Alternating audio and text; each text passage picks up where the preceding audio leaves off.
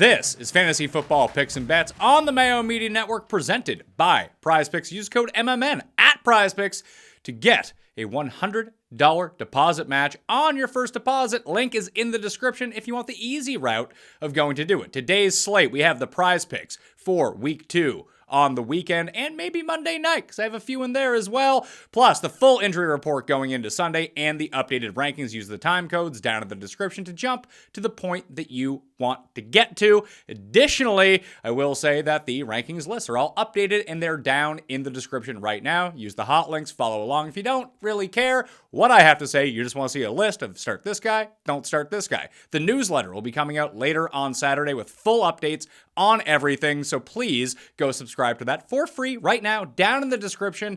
And I'll be live at 9:30 a.m. Eastern Time Sunday morning on Mayo Media Network. So if you have a start sit question, that is the time to come into the chat and answer it. I got through everyone's questions last week. It was like 1,500 questions. I'm going to try to do the same again on Sunday heading into Week 2. Let's get to it. Prize Picks for the week. Once again, code MMN at prizepicks.com to get yourself that deposit match of up to $100. We're going to go two routes here. We're going to go with the plays that I like. I got a 3-play for you on the week. Additionally, I'm going to go over to runthesims.com to see what their Prize Picks generator is telling us on all of this, because last week I was wrong. Prize Picks on Run the Sims absolutely nailed it. Now, I bounced back Monday. The 2-play paid 3-1. It hit. Tambo for the Thursday night show, his 2-play on Prize Picks, that hit as well. So let's see if we can amp it up. We got a bit of cash to play with here. So the first one I want to look at, I'm big on Antonio Gibson this week. I love Antonio Gibson over anything. I might make a same game parlay that way. So I'm going in with Antonio Gibson over 0.5 pass, rush, or receiving touchdown. I think he gets into the end zone here. You can play the yardage if you want. The Lions' run defense is god-awful, so let's go with Antonio Gibson as one of Pat's favorite plays. Then we're going to go to receiving yards. And I don't love going to the very top of the board, but Cooper Kupp is at 93.5 receiving yards. I haven't projected at more than that. And when I start to think about how this is actually going to unfold this week, of how Atlanta's defense is set up, they're going to get pressure on Matt Stafford because the Rams have zero offensive line to deal with. Then you have to think about what the corners are up to. A.J. Tyrell and Casey Hayward on the outside. Well, that's a pretty formidable duo. It's going to lock down Allen Robinson. That's going to lock down Barbara Stanwyck or whoever it might be. Cooper Kupp is going to move around the formation. Very doubtful that anyone shadows him. So the guy that's going to be the most open on the field, weirdly, is going to be Cooper Kupp. So he's getting to 100 yards. Let's throw him in there as well. And then one big under that I really like. It's going to be in the Dolphins game, not Mike Evans, Mike Gesicki.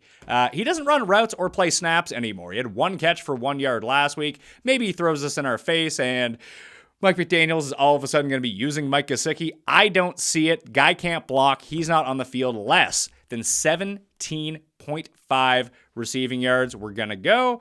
Let's go $1.25 on that. $1.25 to win $6.25 on Prize Picks. Code MMN to get your match deposit of up to $100. So we're going to go with that one. But I do want to go over to runthesims.com to take a look at what their tool is telling us right now. Now, it has the Prize Picks tool. It has a props tool, all your custom projections, DFS optimizer. It's just tools. No one's telling you what to play, but the site is built on 10,000 simulations.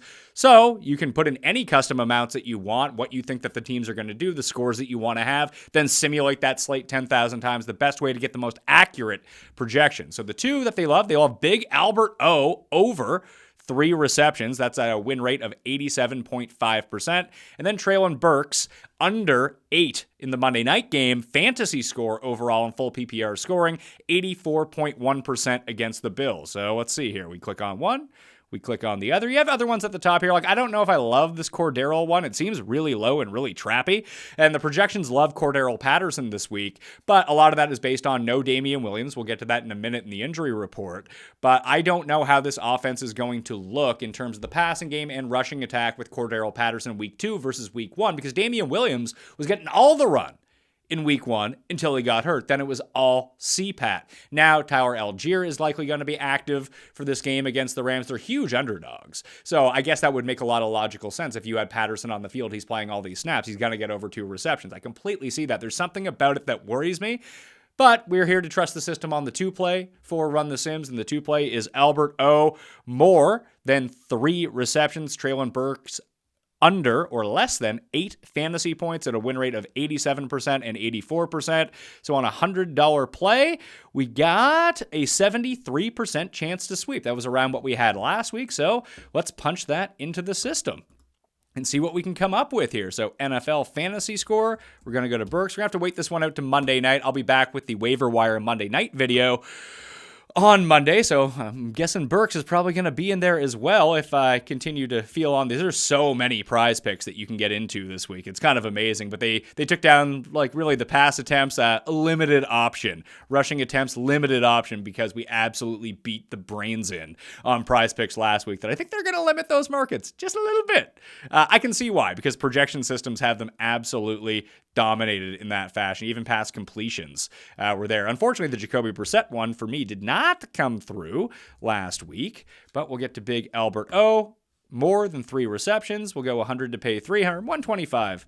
125 to pay 375 and see how that goes. You can see a few of the other ones that I have in play this week already that I had previously made. I played this one, Jeff Wilson, less than 51.5 rushing yards. Gibson more, Cooper Kupp more, Big Albert O more than 30.5 receiving yards. Played this one earlier in the week before all the prize picks actually got added.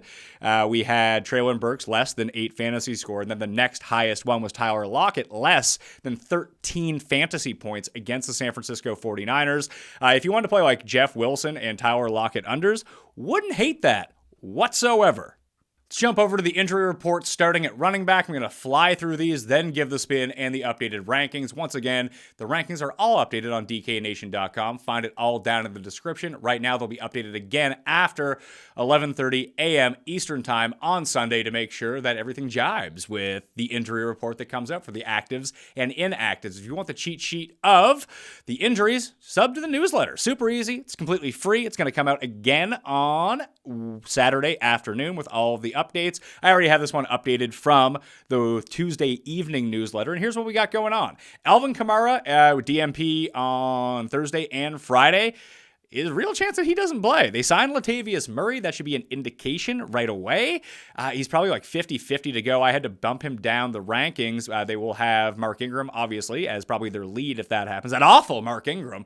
And then Tony Jones Jr., Dwayne Washington are all still kicking around. Ingram would become like a play, not a great play. It's still a good Bucs run defense, but Kamara I had to bump down anyway, even if he plays. J.K. Dobbins is likely gonna play, but still be limited for the Ravens against the Dolphins this week. Leonard Fournette just resting up a wonky hamstring. He's likely in. DeAndre Swift hurt his ankle, didn't practice until Friday. That's good news. He's likely to play. If not, you can play Jamal Williams, but don't fall into the trap like he's going to be some sort of bell cow. He won't be. Damian Williams for the Falcons, out. Brendan Bolden for the Raiders, out.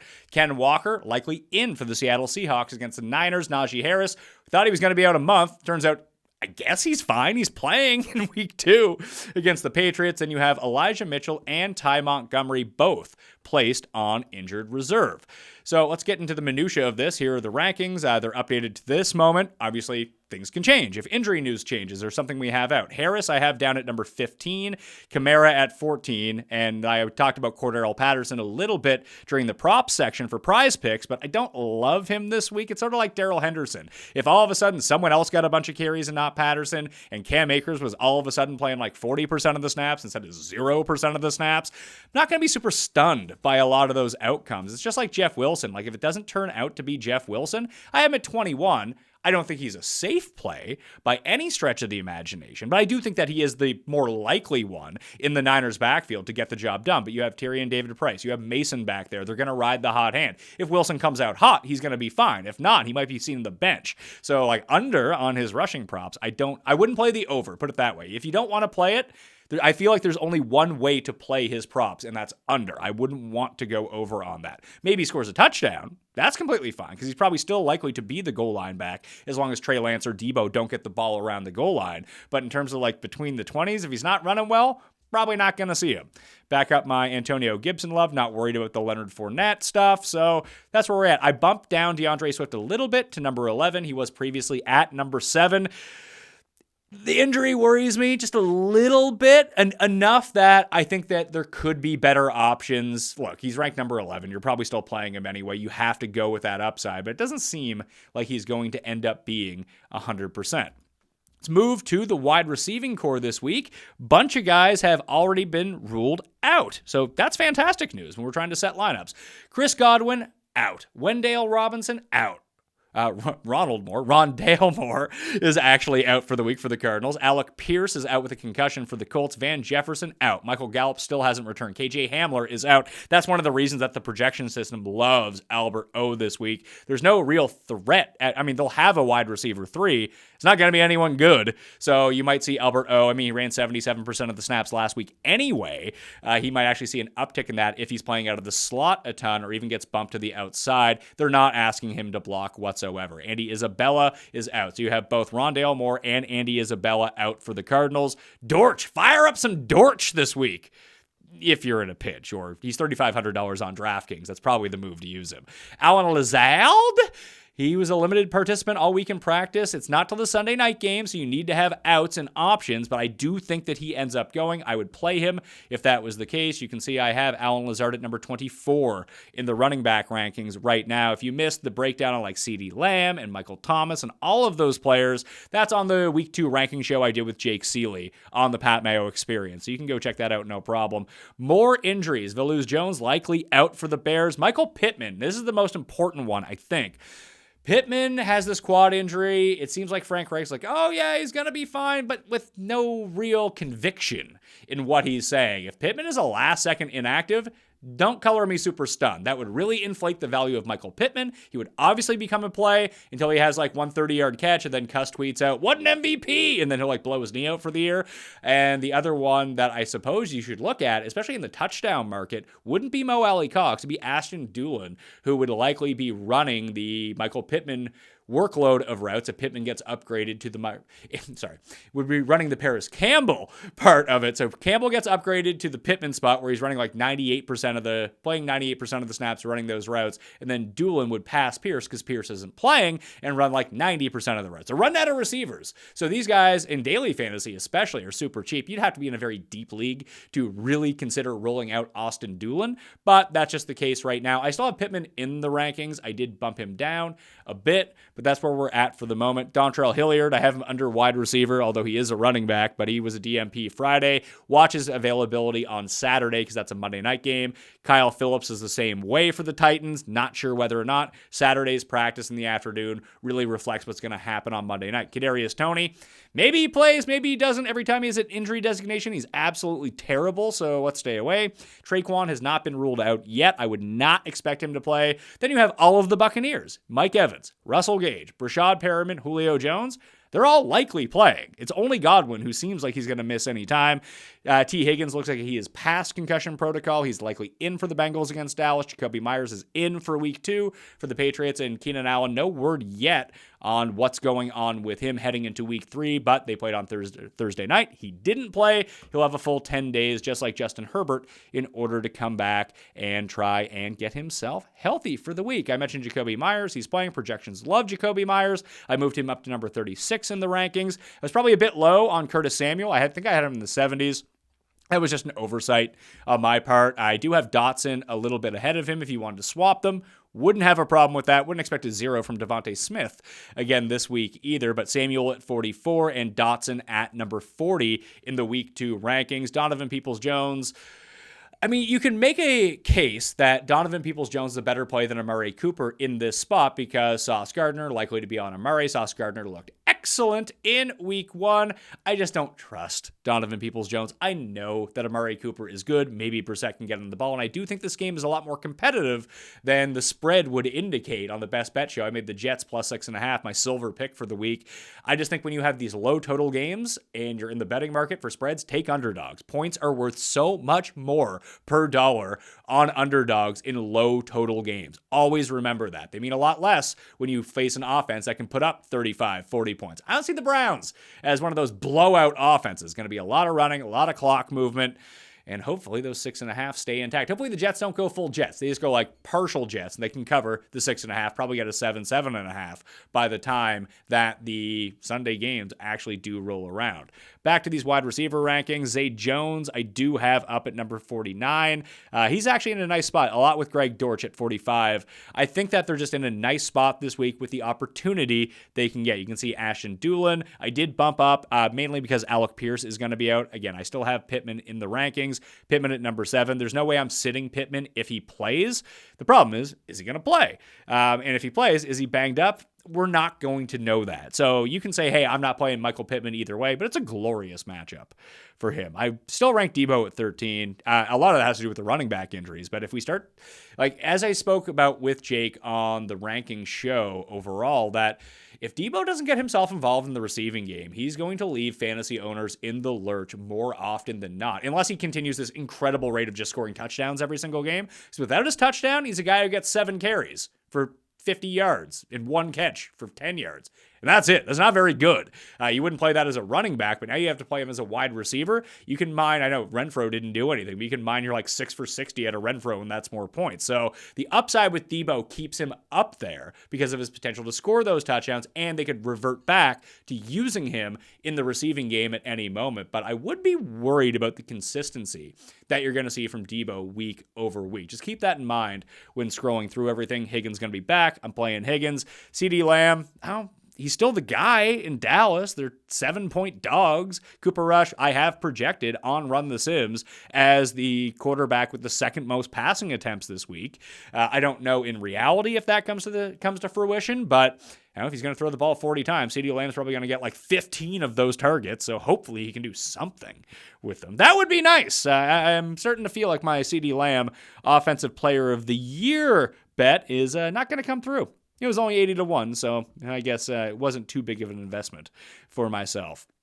Quarterback and tight end injuries for the week. Mac Jones is in. He's playing against the Steelers. Jameis Winston popped up Friday, didn't practice. I would guess he's going to be a go, but this could mean, especially with Alvin Kamara being out, or potentially being out. If you see that Winston is in and Kamara is out, yes, a lot of Ingram. You probably get more Taysom Hill in that circumstance too. Justin Herbert is expected to be okay. It was not as bad as initially seemed. At tight end, you have George Kittle. He's a game-time decision. That's one of the later games, so have an out at tight end, and make sure it's not Smelly Dwelly, because that guy doesn't do anything. Have a decent backup on hand, or at least someone you can go pick up in a pinch and allocate that bench spot. You'll want to play Kittle if he's playing, even if he's banged up with this groin injury. But if he doesn't play, you're going to need an out. Brevin Jordan has an ankle injury. He is questionable for week 2. I don't think that means you just fire up O.J. Howard out of nowhere. Howard had 2 catches for 2 touchdowns. Like, what's he going to score? 40 touchdowns this year? Not a chance. Come on now. He's more likely to leave you with zeros than he is for 20 ever again. And CJ Secret of the Uzma has a hamstring. He has a hamstring. He has 2 hamstrings. Just one of them is kind of wonky. So he is likely out for week 2, and the Jets, Tyler Conklin probably runs a few more snaps. The one tight end thing, if you're looking really deep, and he's 11-1 to score a touchdown at DraftKings Sportsbook right now. Tanner Hudson for the Giants. He ran 55. He played 55% of the snaps last week. He is their receiving tight end. So if you're hurting and you're looking for upside, probably a better daily fantasy play than anything else, or an anytime touchdown 11-1 at DraftKings Sportsbook, something like that. I just feel like there's something there with Tanner Hudson. He's been so good with Tampa in preseasons past that he has extreme athletic ability. If they can get him the ball, he could be used as like sort of a Dawson Knox type character in the Giants offense. They're looking for bodies. And if Tony's not playing, like Tony's like banged up, Shepard still has his Achilles playing. I mean, Kenny Galladay's just dust at this point. At least that's what he looks like. Wendale's already out. They can't just give it to Barkley every single time. Now, if you're using Barkley, you hope they give it to Barkley every single time. But that's just probably not going to be the case. With Mac Jones at quarterback, just don't use Mac Jones. Easy enough. Easy game when you don't have to use Mac Jones in a lot of these circumstances. Once again, all the rankings updated right now. Sub to the newsletter. RunTheSims.com/Mayo. Get you 10% off any package. Weekly, monthly, yearly. It's customizable. You can check it out. Use the weekly. Just go test it out. Get 10% off. If you don't like it, unsub. It's super easy to do. I'm pretty sure you're going to love it, though. It's made me a profitable bettor, PrizePicks player, DraftKings player, something which I wasn't 2 years ago, but I am now. So hopefully you can do that too and put your opinions into the machine, simulate the slate. You'll be good to go. All of the rankings are up on DKNation.com. Just sub to the newsletter. Everything is going to be in there. Or just go to Mayo Media Substack and you can just view it for free if you don't want to sub. Easy enough. Anyway, smash a like and sub to the channel on the way out. I'll be back Sunday morning, 9:30 a.m. Eastern Time on Mayo Media Network. Only subs can ask questions for your start sits of the week. Thank you all for watching. This was Fantasy Football Picks and Bets. I'll see you next time.